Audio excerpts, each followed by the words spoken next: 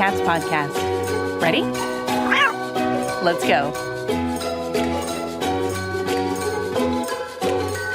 Welcome to the Community Cats podcast. I am your host, Stacy LeBaron. I've been involved helping homeless cats for over 20 years with the Merrimack River Feline Rescue Society.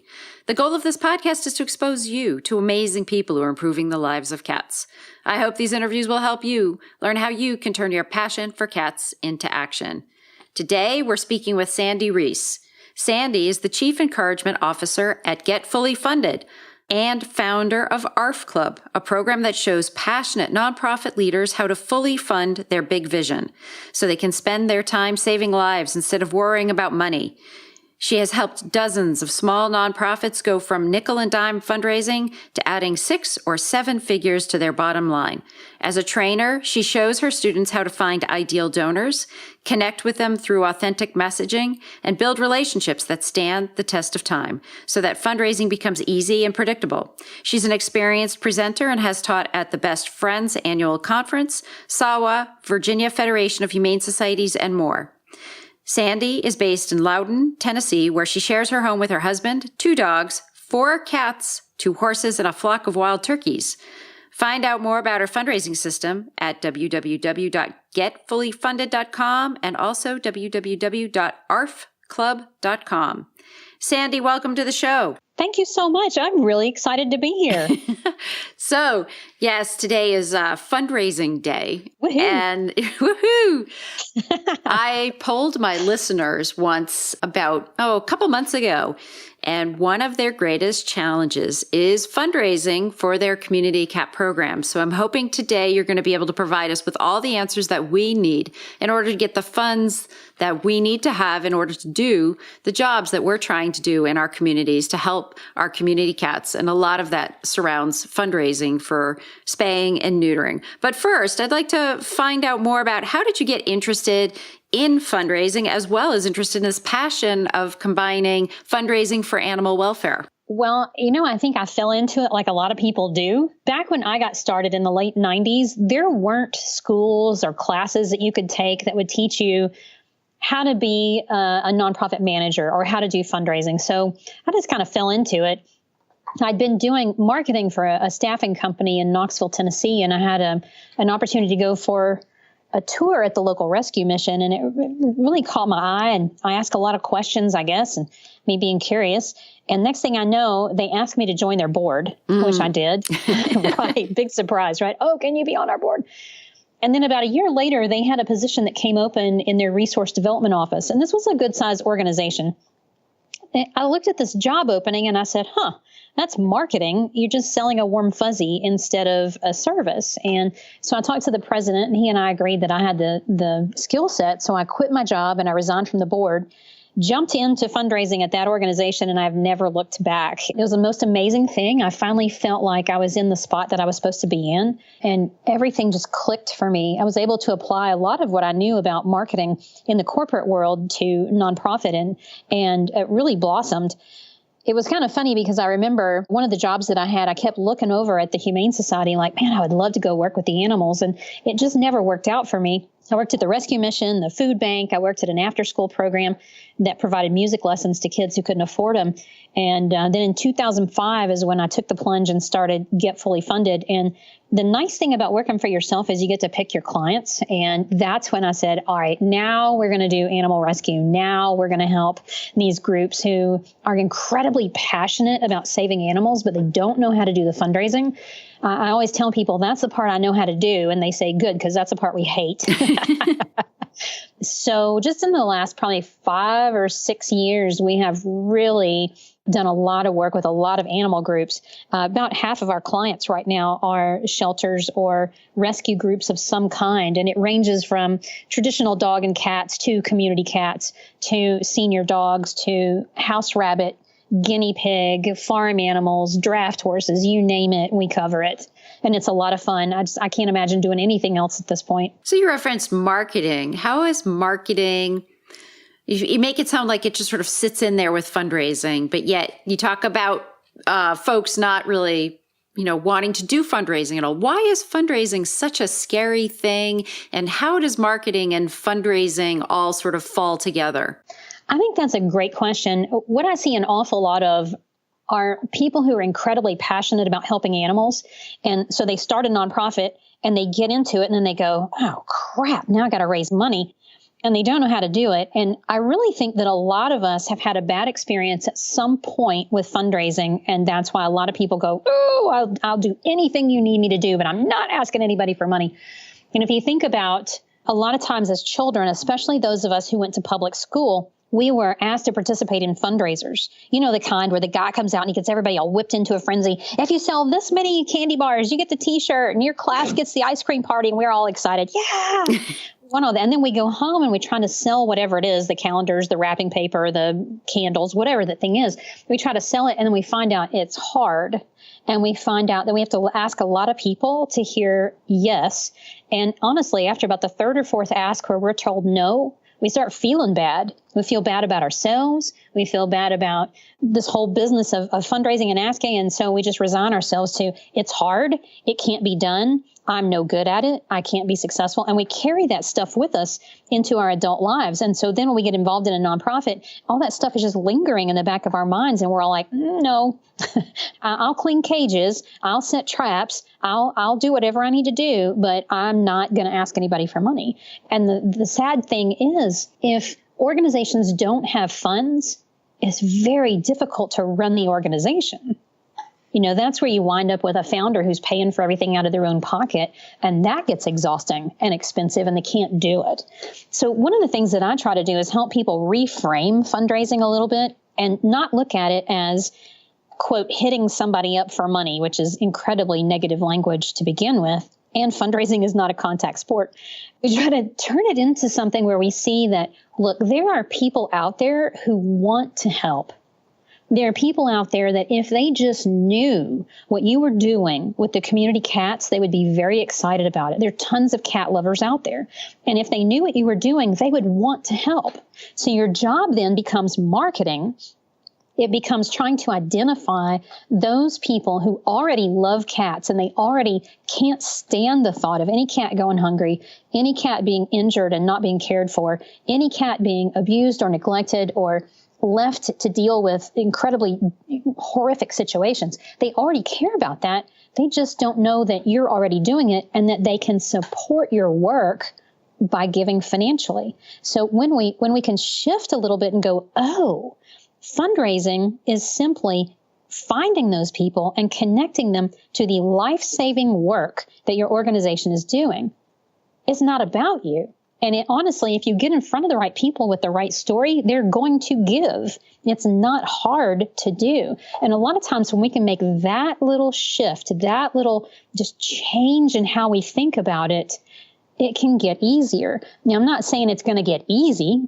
We certainly have some clients that it has gotten easy for, and they've been very successful, but it can get easier. And we can find people a place to participate in fundraising and be comfortable in their own skin while they're doing it. That's fantastic. And I find that when I'm working with some of the small nonprofits, they're, you know, just the money that's sort of like right next door, even asking their board members for donations, they've sometimes not even done that. Or, you know, just even telling stories. As you say, if you tell the stories, you're going to be making folks really interested in wanting to contribute to the cause. When you're talking about working with small nonprofits, are we talking like all volunteer organizations or organizations that might have one or two employees? Are you sort of thinking in that range? And if, let's take a case study, if you did have a small nonprofit in front of you, you know, how would you launch them thinking about, you know, a fundraising plan? We're almost in 2018. You know, let's turn over a new leaf. Let's create a fundraising plan, but yet we're all stressed out. We're busy scooping those litter boxes and trapping those cats, and, you know, we're out all night. So, you know, how do we make fundraising a priority, and how do we plan for our next year of successful fundraising? Mm-hmm. That's a great question. I do define small as everything from all volunteer to organizations that have a handful of staff and everything in between. We certainly have a number of people in our ARF Club program who have organizations that are all volunteer. And, we've got some that are foster based. We've got, it just runs the gambit. And I think that the mission of those organizations is no less important than the ones where they have paid staff. And all of them need a fundraising plan. Because here's the deal. If you don't have a plan, you're going to kind of drift through the year reacting to whatever happens to come along. And I'll tell you right now that there is no large fundraising success story that starts, oh, we were just floating along. They all start with, well, we decided what we wanted to do, and then we built a plan to do it, and we executed the plan. So the first step, if there were an organization in front of me right now, I would say, what do you want to accomplish in 2018? You got to get clear about that.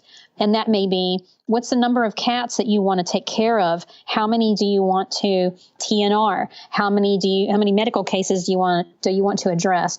Get really clear about the service that you want to deliver and figure out what that's going to cost, and then go put a plan in place that's going to help you raise that kind of money. That may stretch people a little bit. So if the most they've raised, let's say, is $10,000, and now they need to raise 25 or 50, that's going to stretch their thinking some, and they've got to think in a different way than they've thought before. And they need to really be looking at things that can help them raise money that will be the intersection between their personal strengths, their organization's assets, and the goals that they want to reach. And one of the things that I'm really a big believer in is don't do what the organization down the road is doing. So don't copy the shelter in town. What they do doesn't necessarily need to be the same thing that your organization does. So you want to really look at what makes sense for your organization. So, for example, some organizations may be looking at building out a monthly giving program this year. That may make a lot of sense for them. For your organization, that may not make sense for whatever reason. So you don't want to do something just because you've heard of it, just because there seems to be a lot of people doing it. You want to be very purposeful in choosing things that are going to work for you. So that's really how you want to think about putting a plan together and looking at the entire year. And we actually have a tool on our website it's getfullyfunded.com/plan. And there's a one-page fundraising plan that if you just fill that out and get an idea in a broad sense of the things that you want to accomplish during the year, here's what happens. It's so much easier to get volunteers because you know what's coming up next. It's easier to hand that plan to your board and say, where do you want to plug in? Which one of these things do you want to get behind and support with your time and with your resources? And it's easier to talk to donors about, or to talk to the community about the things that you're trying to accomplish. And they can see that, oh, yeah, you do. You have your ducks in a row. You're serious about this. You are going to be successful in raising money. And a lot of people prefer to get behind an organization that really seems to have their act together. Thank you for listening to the Community Cats podcast. I would really appreciate it if you would go to iTunes and leave a review of the show. It will help spread the word to help more community cats. Let's make helping cats in your community easier. Join me and over 10 exceptional leaders for the first ever online cat conference. This virtual conference will be held January 26th through 28th, 2018, and will feature speakers like Brian Cordes of Neighborhood Cats, Hannah Shaw, the Kitten Lady, Katie Lisnick of the Humane Society of the United States, Nell Thompson from Getting to Zero in Australia, and many, many more. This is an affordable opportunity to learn from nationally and internationally known leaders in the field of community cat management and care. To find out more details, please go to www.communitycatspodcast.com and sign up today to register. Fees go up on December 1st. Let's make helping cats easier in your community. So a fundraising plan would include things like what mailings you're going to do, what events you're going to do. Would it also include what grant applications you're going to write, or would that fall in a different place? No, I would include all that stuff. In fact, we have what we call the 110-1000 rule, which basically says do one event, plan one event for the year and do it really well, hit it out of the park, and then don't do any more fundraising events. Now, if you're doing adoption events or volunteer recruitment events, those are different, but fundraising events, do one, do it well, hit it out of the park, go get 10 grants. Is 10 really a magic number? Well, not really, other than we have grant writers on staff here, and we can almost always find 10 good grant opportunities. The point is, don't leave grant money on the table, because it's out there. There's spay-neuter grants out there. There's grants for TNR out there. go apply for them, because if you don't apply, you definitely won't get them. And then, so that's the 1 and the 10. And then the 1,000 is build your donor base up to about 1,000 donors. Because when you do that, you're going to set yourself up for sustainable fundraising long term. When you have 1,000 people and organizations and businesses around your organization that love what you're doing, they're going to give because they want to see you succeed. And they'll give this year, and they'll give next year and the year after that. And the nice thing is then, if you lose one donor, it's not a big deal. You've got 999 more. You can weather it. You can weather storms. You can handle whatever comes along because you've built a base of stability for your organization to operate on. And how many mailings would you recommend that you do to that 1,000-person list? At least a couple during the year. And honestly, the important thing there is understanding that donors are not ATM machines. You can't just show up and withdraw cash whenever you want to. They're people, and they care about what you're doing. And what you want to do is build a relationship. You want to set it up so that people feel good about supporting your organization.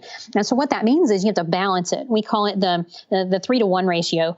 You can ask as often as you want during the year, as long as you balance that one ask with 3 warm, juicy interactions so that people walk away from whatever that is going, wow, I love that group. They do such good work. So those warm, juicy interactions could be a newsletter, but it's got to be a well-done newsletter. It could be a really nice video update. It could be a card that they receive. It could be something else. But the point is they're non-asks. Think about it this way. I'm sure everybody's had a friend that the only time you heard from them was when they wanted something. Right. Yeah. That's when you see the number on the caller ID and we all go, nope, not answering that. Well, we don't want to be that way to our donors. And if all we do is ask, if all we do is send out the emails asking, hey, make a monthly gift, buy your ticket for our event, buy this t-shirt, buy the calendar, do this, do that. Like if that's all we do, we are that friend, and people don't want to hear from us anymore. So we have to balance that. We have to balance it with the stories and with the feel good stuff, with what we call warm touches, so that when people do get the asks, they're feeling really good about your organization and they will give. So with the advent and the growth of social media and the crowdfunding sites like YouCaring, it seems like a lot of the smaller organizations seem to rally around like a YouCaring or funding page where cat gets hit by a car, broken leg, needs $2,000 to repair the broken leg. You know, everybody freaks out and panics. Where are we going to get this money? And then they post this, impassioned plea. And some organizations are very successful raising a lot of money that way, and other organizations maybe not so much. You have to spend a lot of time massaging your social media, building it up. And I guess that's the answering the why because of those kinds of campaigns. But then how do those campaigns impact your plan? Well, you can't really plan for those medical cases. They're going to happen when they happen. And we know, you've seen it, I've seen it, listeners have seen it, that when you have those very serious medical cases, you can go to Facebook and you can share that story and you're going to raise a ton of money. Most organizations that I work with raise, like they'll need $2,500 for a surgery or whatever, and they raise like $5,000 or $6,000, which is fine. And then, we put the rest of that in the medical fund for the next one that comes up. That is going to happen. And so what you have to do when you have those cases that pop up is you go back to your plan and you look at, okay, what is next on our fundraising plan? And if we go out right now and ask for this specific case, then we may have to adjust our plan in the next 30 to 60 days a little bit so that we're not asking right now for this medical case and then following up at 2 weeks with our planned appeal, the letter that we were going to put in the mail or the email that we were going to do. So you have to keep that plan out on your desk at all times and adjust it as you go. And honestly, that's one of the things that really gets some people hung up is they're afraid that when they put that plan in writing, all of a sudden it's carved in stone and it can't be adjusted. And that's not the case at all. You can massage it as you need to through the year, because the truth is stuff is going to happen. You're going to do the best you can to plan and anticipate, but then you're always going to have the medical cases. You're going to have the random hurricanes. You're going to have the natural disasters. You're going to have things that happen that impact your ability to raise money. So having a plan and having it in writing fundraising it's like having a steering wheel on your car. It's going to help you move in the right direction and try to keep the car on the road so you don't wind up in the ditch halfway through the year, not able to raise the money that you need to deliver the services you're trying to deliver. And it's important that plan not end up on the bookshelf, not being looked at during the course of the year either. Well, that's right. We call that a binder activity. You go to all the trouble to put a plan together and then you stick it in a folder, in a drawer, or goes in a binder and you never look at it again. Then what was the point? That's a ton of wasted time. When I have sat in the fundraiser's chair, in the jobs that I had doing fundraising for various nonprofits, I went back and looked at my plan, usually 2 or 3, if not 4 times a month, just to see, am I still on track? What's coming up next? What do I need to be thinking about for the next 30 days, 60 days?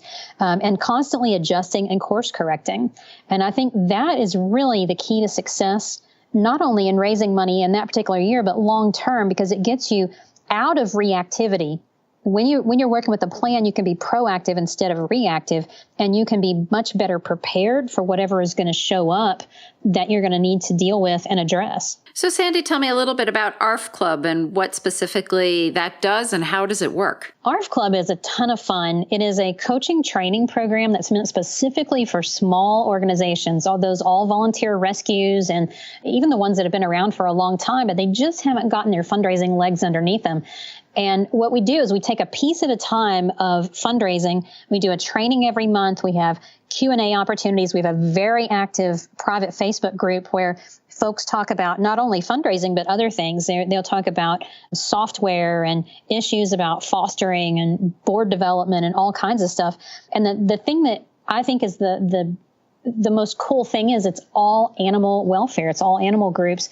And so all the examples that we use and the samples that we share, they're all very relevant. And chances are really good, because it's such a large group, that you can find somebody else in the group who's doing what you're doing. And then you can ask them how they're doing it and what they've tried and what works for them. And I'm very purposeful about connecting people.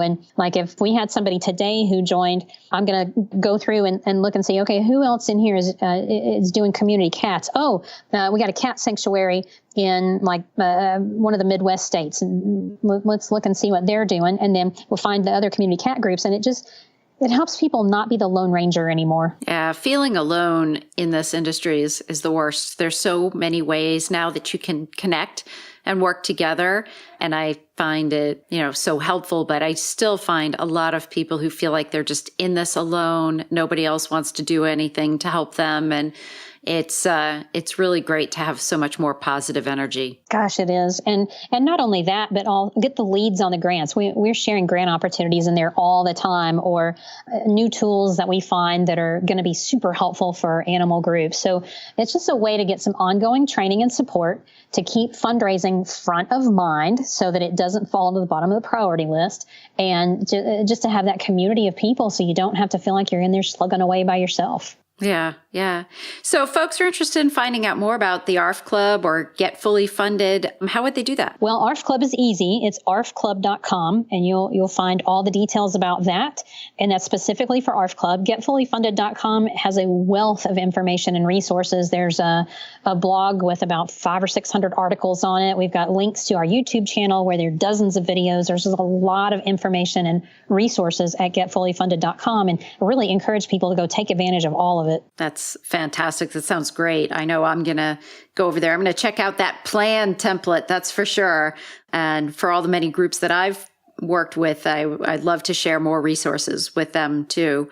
And Sandy, is there anything else you'd like to share with our listeners today? Just keep your eyes focused on the prize as we head into the new year. Just remember that it's really easy to get in your head about all the stuff you're doing, but it's about the cats. It's about the animals. And if you can keep that front and center, that everything you're doing is to help more cats, then that's going to really, it's going to help keep you focused and help you move in the right direction. That's great. Yeah. I mean, I'm a huge fundraising fan. I've spent most of the last 25 years doing fundraising. I don't find it is challenging because we are all doing such great work, but it is, capturing those stories, sharing the information, and just being willing to kind of put it at the top of the list of things to do. It's very easy to say, oh, I can't do that today. But if you put it at the top of the list, you'll be able to do so much more for the cats in your community. So Sandy, I want to thank you so much for agreeing to be a guest on my show, and I hope we'll have you on in the future. I'm sure we could share a lot more on all aspects of fundraising. I'm sure we can. Thanks again for the invite. It was fun to be here today. The Community Cats podcast will soon be a year old, with over 200 episodes profiling amazing people who are all making a difference in the lives of community cats. If you would like to support the show, but not be a sponsor, feel free to contribute to our efforts by going to www.communitycatspodcast.com and follow the donate link. Help us to continue to provide excellent programming.